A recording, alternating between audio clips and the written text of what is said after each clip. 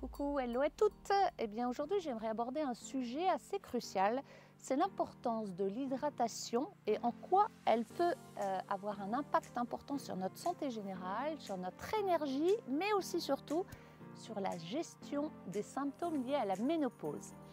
Si tu ne me connais pas, je m'appelle Béa, j'ai 55 ans et j'ai créé Femmes en Harmonie, une communauté qui aide des femmes de plus de 45 ans à passer cette étape, ce cap, cette transition de vie qui n'est pas toujours facile.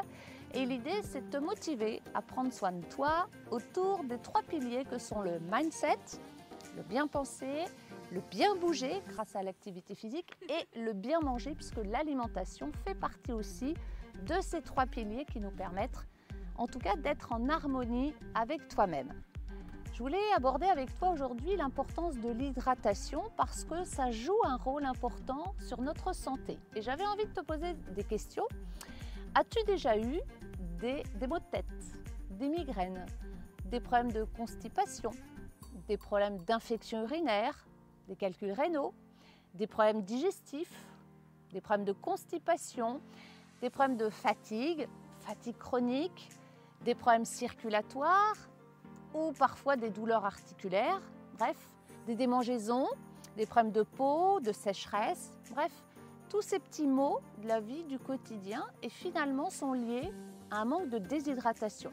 Et j'ai voulu te partager cette petite vidéo pour vraiment se rendre compte, et en tout cas de prendre conscience de l'importance de l'hydratation, puisque j'ai eu ma maman qui a fait un petit malaise, donc elle a 83 ans. Effectivement, les personnes âgées, elles ont plus on avance dans l'âge, moins on ressent le besoin de boire. Et elle a fait effectivement, elle a eu des vertiges, elle a eu des problèmes voilà, des petits malaises. Et l'hôpital, lui, ont dit finalement qu'elle avait, c'était juste un problème, elle ne buvait pas assez. Alors, tu vas me dire, oui, on ne boit pas assez, même à 50 ans, on peut avoir des problèmes pour boire, effectivement, et je te dirais que c'est depuis notre enfance. On n'a pas été habitué à boire régulièrement, pour preuve.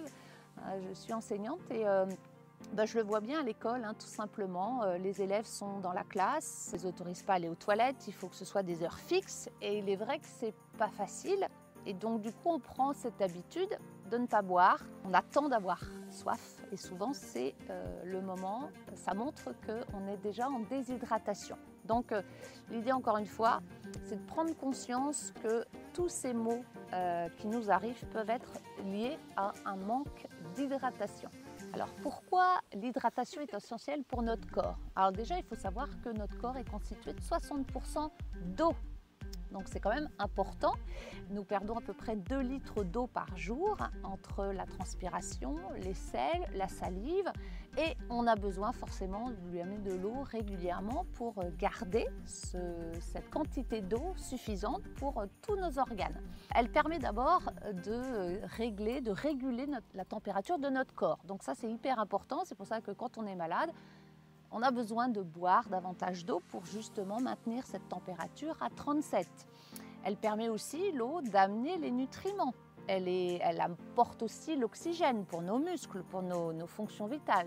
Elle permet aussi d'éliminer les déchets. Il est vrai que quand on amène à la cellule des nutriments, la cellule va délivrer des toxines, des déchets. Il suffit qu'on fasse du sport, et bien on a des toxines, les muscles produisent des toxines. Et donc l'eau va permettre d'éliminer ces déchets, d'éliminer les toxines. Le stress aussi amène des toxines. Donc c'est l'eau qui va permettre d'éliminer toutes ces toxines. Concernant aussi les articulations, on sait que l'eau va lubrifier. Quand on parle dans les articulations, il y a du liquide synovial. Et donc l'eau maintient justement ce liquide synovial. Donc c'est important de lui amener de l'eau suffisamment pour éviter justement les douleurs articulaires. Alors pourquoi c'est important pour nous les femmes de plus de 45 ans à privilégier justement l'hydratation? Eh bien c'est pour tous ces phénomènes qui se passent. C'est vrai qu'on a une transition de vie qui n'est pas facile, la chute des hormones, donc la préménopause qui arrive, la ménopause qui arrive tout doucement, insidieusement, et on ressent effectivement les sueurs nocturnes, les bouffées de chaleur. Et là aussi, l'hydratation peut vraiment atténuer ces symptômes parce qu'on a besoin de s'hydrater. Et ça, c'est hyper important et ça va permettre d'atténuer justement les symptômes. Il faut savoir aussi qu'on a un métabolisme qui se ralentit, c'est-à-dire notre capacité à brûler des calories au repos. Voilà, ça se ralentit. On a une diminution de la masse musculaire et on sait que l'eau constitue 75% du muscle. Le muscle, on a besoin de lui amener de l'eau pour éliminer les déchets. Lorsqu'on fait du sport, lors de l'activité physique, on produit des toxines et l'eau va permettre d'éliminer les déchets qu'on produit et va maintenir cette protéine grâce à l'alimentation, mais aussi l'eau va contribuer à maintenir cette masse musculaire. Donc c'est important d'avoir tout ça en tête. Là aussi, la gestion du stress, la fatigue, on sait que bien, cette chute hormonale nous met avec un état de fatigue qui peut s'accélérer, s'accentuer. Donc on sait aussi que l'eau peut engendrer des problèmes de fatigue chronique, d'où l'importance de s'hydrater régulièrement. Et puis aussi les infections urinaires. On sait que le rein est un filtre pour filtrer, éliminer les déchets. On a besoin de s'hydrater régulièrement pour éviter justement les infections urinaires, les calculs rénaux qu'on peut avoir. L'eau joue aussi un rôle dans ce qu'on appelle la lipolyse, c'est-à-dire le processus de la combustion des graisses. Il est vrai que comme on a un métabolisme qui se ralentit, eh bien on a une lipolyse qui devient feignante et l'eau va permettre justement de garder ce processus, cette lipolyse, cette combustion des graisses plus facilement, d'où l'intérêt de garder une hydratation régulière. Alors comment savoir si toi aussi tu es en déshydratation? Alors déjà, tu peux déjà regarder si déjà tu es fatigué, tu as une fatigue chronique. Regarde tes urines, est-ce qu'elles sont foncées? Normalement, tu dois avoir des urines claires dans la journée. Ce qui te permet, c'est un signe qui te montre que tu n'es pas en déshydratation. Si tu as des problèmes de constipation, tu as des problèmes de circulation, des douleurs articulaires, des maux de tête, bref, tous ces signes-là vont te montrer que tu peux être en déshydratation. Alors, comment bien s'hydrater? L'idée, c'est de boire, c'est ce qu'on dit, 1,5 litre, voire 2 litres par jour, soit 8 verres par jour. Je voudrais te partager 4 astuces que tu peux mettre facilement en place pour t'aider justement à t'hydrater. Alors, la première astuce, c'est déjà d'avoir une gourde ou une bouteille d'eau chaque jour avant de partir au boulot. Eh bien, tu prends ta bouteille et tu sais qu'elle est bue. Alors si tu as vraiment du mal à boire, prends une petite gourde et le matin elle doit être bue et l'après-midi pareil, tu la remplis pour t'aider à boire. Je m'oblige à avoir ma bouteille, comme ça je sais la quantité que j'ai. La deuxième astuce, c'est si tu n'aimes pas l'eau, eh bien tu peux rajouter dans l'eau du citron, du concombre, des feuilles de menthe par exemple. Si c'est l'hiver, eh bien, je te suggère de faire des tisanes.